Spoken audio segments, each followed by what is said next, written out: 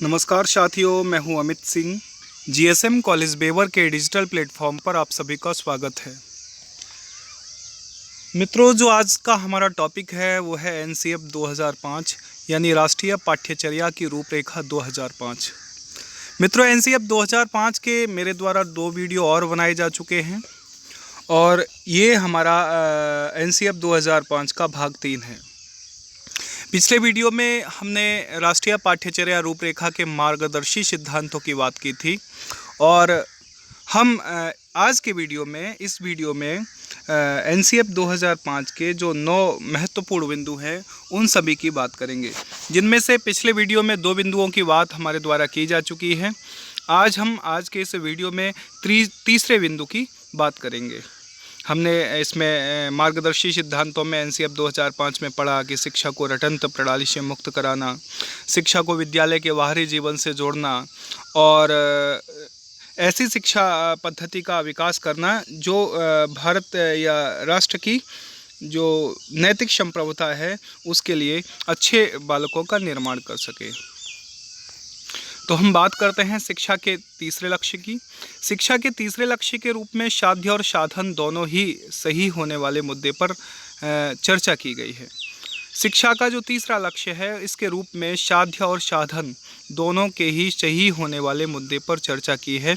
साध्य और साधन विद्यालय और शिक्षक है, साध्य जैसे साधना है वो छात्र है। इसमें कहा गया कि मूल्य शिक्षा अलग से न होकर पूरी शिक्षा ही पूरी प्रक्रिया में शामिल होनी चाहिए। मूल्य शिक्षा कहीं अलग न होकर पूरी शिक्षा के प्रक्रिया को ही हमें मूल्यवान बनाना चाहिए। पूरी शिक्षा की प्रक्रिया को ही हमें लगभग सुधारना चाहिए, तभी हम बच्चों के सामने सही उदाहरण पेश कर पाएंगे। हम कोई स्पेशली मूल्यपरक शिक्षा की बात नहीं करते, हम पूरी शिक्षा प्रक्रिया को सुधारने की बात करते हैं। जब पूरी की पूरी शिक्षा प्रक्रिया ही सुदृढ़ हो जाएगी, सही हो जाएगी, मूल्यवान हो जाएगी, तो बच्चों के सामने सही उदाहरण पेश हो सकेंगे, सही उदाहरणों का निर्माण हो सकेगा। इसके बाद जो अगला पॉइंट है, सांस्कृतिक विविधता का सम्मान करने और जीवन जीने के अन्य तरीकों के प्रति भी सम्मान का भाव विकसित करने की बात करता है। सांस्कृतिक विविधता, देखिए भारत एक ऐसा देश है जो सांस्कृतिक रूप से, सामाजिक रूप से, भाषाई रूप से बहुत सारी विविधताओं को दृष्टिगत रखता है, बहुत सारी विविधताओं को दर्शाता है।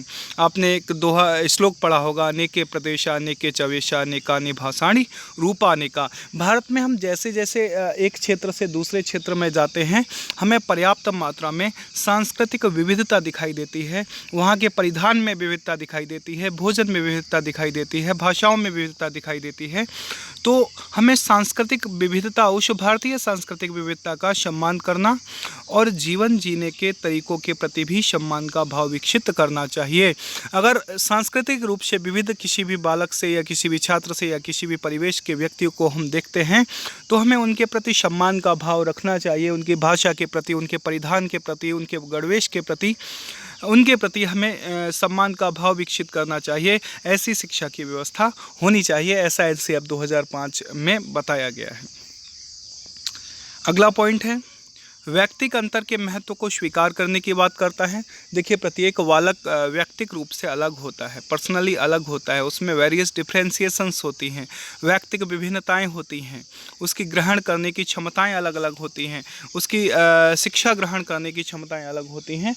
तो सभी बालकों में व्यक्तिक अंतर है, तो व्यक्तिक अंतर के महत्व को स्वीकार करना चाहिए। हम एक ही प्रकार की शिक्षण विधियों के माध्यम से कक्षा के समस्त छात्रों को नहीं शिक्षित कर सकते, तो व्यक्तिक अंतर के महत्व को भी स्वीकार करना चाहिए, ऐसा एनसीएफ 2005 में कहा गया है। इसमें स्कूल में व्यस्त करने का मौका देना चाहिए। बालकों को स्कूल के विभिन्न प्रकार की कार्यशैलियों में, विभिन्न प्रकार के कार्यक्रमों में बालकों को व्यस्त रखना चाहिए या उन्हें अपनी आंतरिकता को व्यक्त करने का मौका देना चाहिए। उनके अंदर जो भी क्रिएटिविटी है, उस क्रिएटिविटी को एक प्लेटफॉर्म देना चाहिए, जैसे संगीत, कला, नाट्य, चित्रकला, साहित्य, किस्से, कहानियाँ कहना, नृत्य एवं प्रकृति के प्रति अनुराग, देखिए, प्रत्येक बालक स्पेशल होता है, प्रत्येक बालक में कुछ खास लक्षण होते हैं, खास क्षमताएं होती हैं। तो बालक की उन क्षमताओं को प्रस्तुत करने का विद्यालय के अंदर एक प्लेटफॉर्म देना चाहिए, जिससे उनकी क्रिएटिविटी और उनकी जिज्ञासा दोनों की ही वृद्धि होती है और वो कुछ बेहतर कर सकते हैं। इसके बाद अगले पॉइंट की बात करते हैं। ज्ञान के वस्तुनिष्ठ तरीके के साथ साथ साहित्यिक एवं कलात्मक रचनात्मकता को भी मनुष्य के ज्ञानात्मक उपक्रम का हिस्सा माना गया है।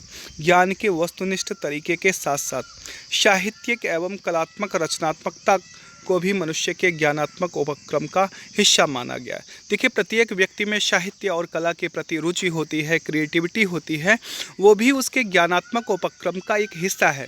उसे हम ज्ञान से अलग नहीं कर सकते, उसे हम नॉलेज से अलग नहीं कर सकते। किसी के अंदर अगर क्रिएटिविटी है, किसी के अंदर साहित्य के प्रति, लिटरेचर के प्रति अगर अनुराग है, उसे साहित्य से प्रेम है, तो इसे हम ज्ञान के उपक्रम से अलग नहीं कर सकते। इसे भी ज्ञानात्मक उपक्रम का हिस्सा माना गया है। यहाँ पर तर्क, वैज्ञानिक अन्वेषण के साथ साथ भावना, साहित्य वाले पहलू को भी महत्व देने की बात की गई है।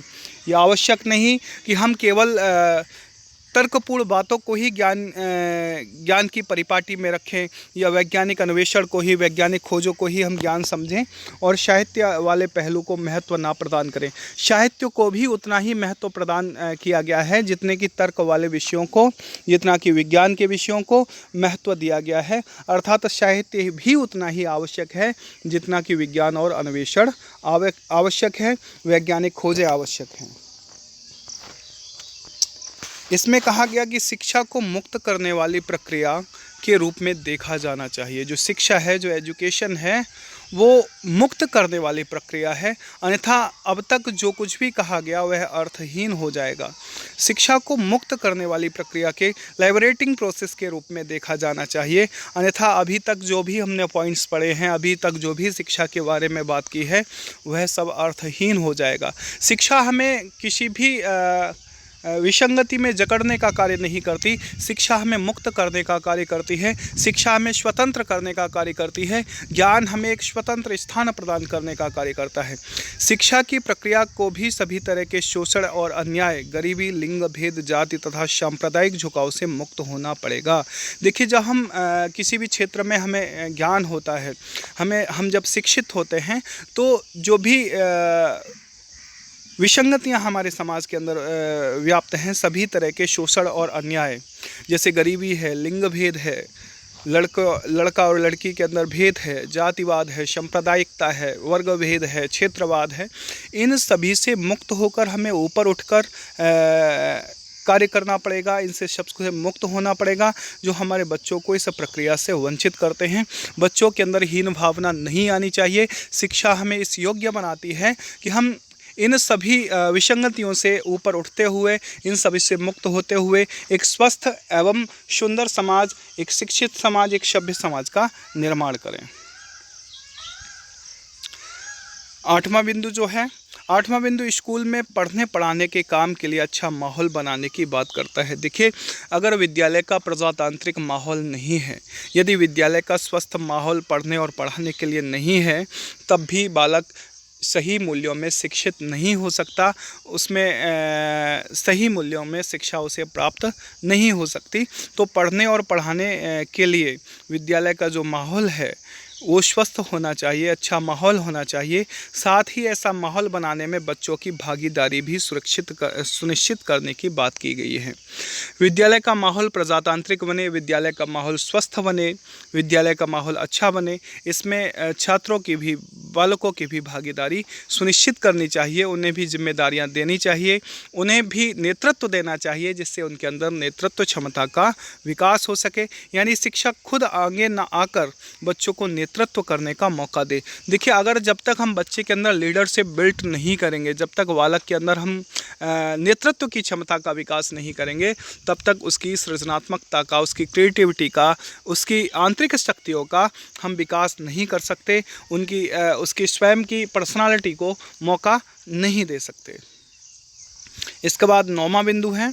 नौवां बिंदु अपने देश के ऊपर गर्व की भावना विकसित करने की बात करता है। अपने देश की जो देखिए हमारी जो अनूठी संस्कृति है, अभी मैंने कहा था अनेके प्रदेशा अनेके च वेशा अनेकानि भाषाणि रूपा अनेका। देखिए हम जहाँ जहाँ भी जाते हैं हमें सांस्कृतिक विरासत देखने को मिलती है, भारत में विविधताएं देखने को मिलती हैं, विभिन्नताएं देखने को मिलती हैं। तो अपने देश के ऊपर गर्व की भावना विकसित करने की बात 9वें बिंदु में की गई है, ताकि बच्चे देश के हर जुड़ाव को महसूस कर सके। देश की जो संस्कृति है, देश की जो सभ्यता है, देश की जो समरसता है, उससे जुड़ाव महसूस कर सकें। इसके साथ ही कहा गया कि बच्चों में अपने राष्ट्र के प्रति गौरव की भावना, संपूर्ण मानवता की महान उपलब्धियों के प्रति सदैव गौरव को पीछे न कर दें।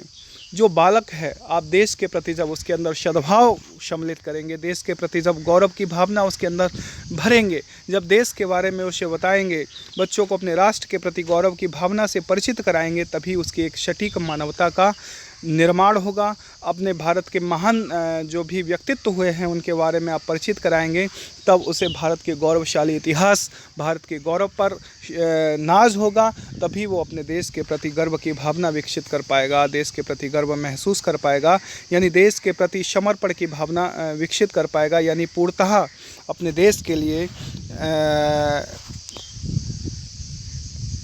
के लिए जिम्मेदारी का निर्वाह करेगा।